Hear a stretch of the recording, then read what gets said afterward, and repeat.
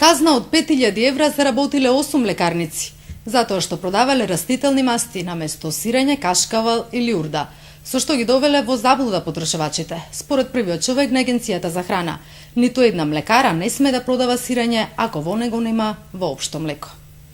8 лекари заработиле казни бидејќи продавале лажни производи и ги доведувале потрошувачите во заблуда, продавале растителни масти, а ги означувале како сирење, урда, павлака и останати млечни производи. Сите заработиле по 5000 евра и веднаш ги повлекле производите од продажба. Според првиот човек на Агенцијата за храна и ветеринарство, правилникот за храна точно определува дека ниту една млекара не смее да продава сирење, а во него да нема воопшто млеко. Производителот по правило не треба да го стави зборот сирење на својот производ доколку истото не е изработено исклучиво од сурово млеко. По правило не може да се напише ни растително сирење бидејќи такво нешто не постои. Може да се напише растителен производ, меѓутоа во никој случај не смее да стои сирење. Од идната година овие производи нема да смеат да стојат ниту на исто место со млечните производи при продажба. Агенцијата реши да ги одели за потрошувачите полесно да ги распознаваат.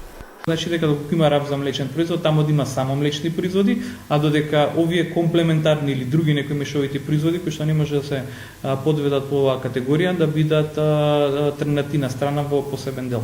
Поради чести измами од страна на млекарите, бугарските власти пред 2 години донесоа наредба според која сите преработувачи, па дури и ресторани, морале да ги сменат имињата на производите доколку користат растителни супстанци. Па така, например, бугарите не смеат да го користат името на шопската салата, доколку во неа не се користи вистинско сирење. Нова